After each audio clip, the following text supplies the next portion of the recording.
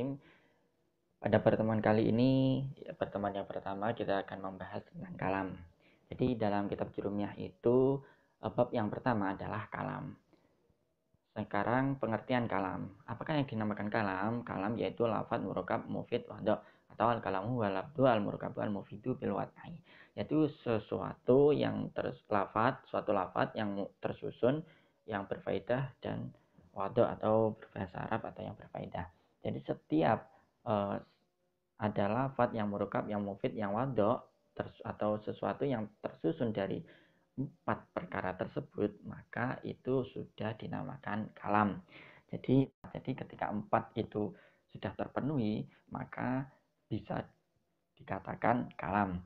Oke, kita akan membahas tentang satu-satu dari 4 perkara tersebut. Yang pertama adalah lafadz. Apakah yang dinamakan lafadz? Lafadz yaitu as-sautu al-mustamilu ala ba'di hurufil hijaiyati. Jadi suara yang mengandung sebagian huruf hijaiyah. Jadi ini pendapat yang kuat mengatakan bahwasanya suara. Jadi kalau bukan suara, bentuk tulisan dan yang lain itu belum dinamakan lafadz dalam bab ini. Yaitu seperti halnya zaidun. Jadi zaidun itu ketika zaidun diucapkan, maka zaitun itu sudah suara kemudian mengandung sebagian dari huruf hijaiyah, yaitu za, ya, dan dal. Kemudian huruf hijaiyah, sebagian huruf hijaiyah mengandung sebagian huruf hijaiyah. Berarti yang tidak mengandung huruf hijaiyah itu bukan dinamakan kalam atau tidak dinamakan lafadz. Seperti suara gitar, suara gendang, dan yang lain. Itu belum dinamakan lafadz dalam bab ini. Kemudian yang kedua tadi adalah al-murakkab. Atau secara gampangnya itu murakkab itu tersusun. Secara pengertian yaitu ma tarokkaba min kalimataini faksaro, yaitu suatu yang tersusun dari 2 buah kata atau lebih. Seperti contoh koma zaidun. Koma satu sampai zaidun zaid, atau artinya zaid sudah berdiri. Zaidun qaidun.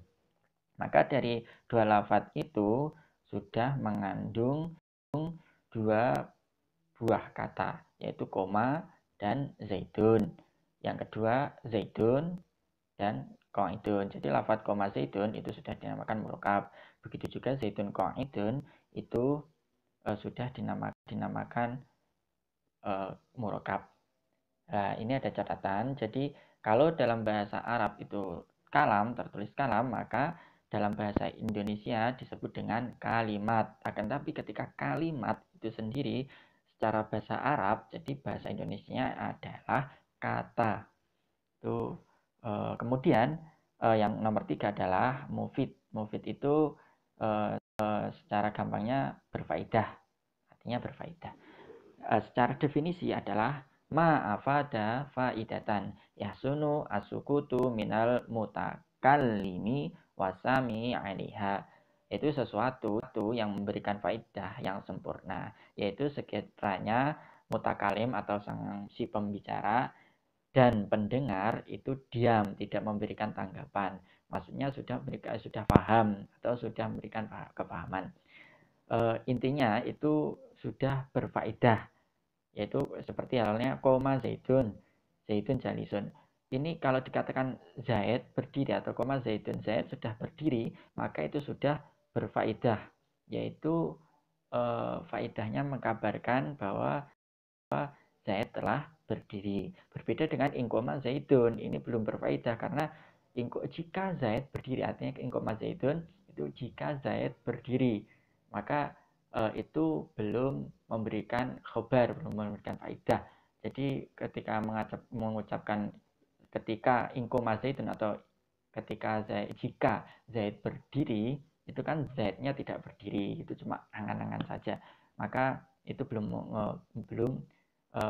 kalau secara bahasa Arabnya, tatanan bahasa Arab itu ingkoma zaidun itu cuma syarat, belum ada jawab. Nah, makanya itu belum dinamakan berfaedah. Kalau koma zaidun dan zaidun jalisun itu sudah memenuhi syaratnya, yaitu mubtada plus khobarnya, kemudian fi'il berserta fa'ilnya.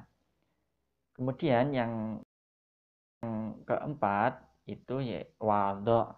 Wadho itu ini ada ulama itu berbeda pendapat. Ada yang menafsiri bahwa wadho itu artinya di mana atau berbahasa Arab, maksudnya sesuai dengan kaidah bahasa Arab. Dan yang kedua adalah disengaja atau mengecualikan orang yang lintur sebenarnya. Jadi yang berbahasa Arab itu berarti mengecualikan dari bahasa selain Arab atau bahasa ajam.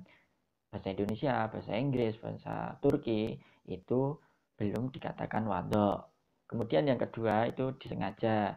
Jadi harus disengaja. Kalau belum tidak disengaja, seperti orang yang ngelindur, orang yang mabuk, itu belum dinamakan wadho. Otomatis ketika belum wadho itu belum dikatakan kalam.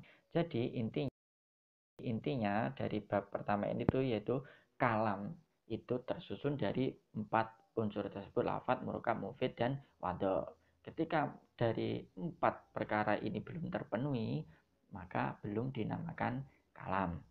Nah, untuk pertemuan kali ini seperti itu. Semoga bermanfaat untuk saya sendiri khususnya, umumnya bagi kalian semua. Akhirul qauli, kurang lebihnya mohon maaf. Assalamualaikum warahmatullahi wabarakatuh.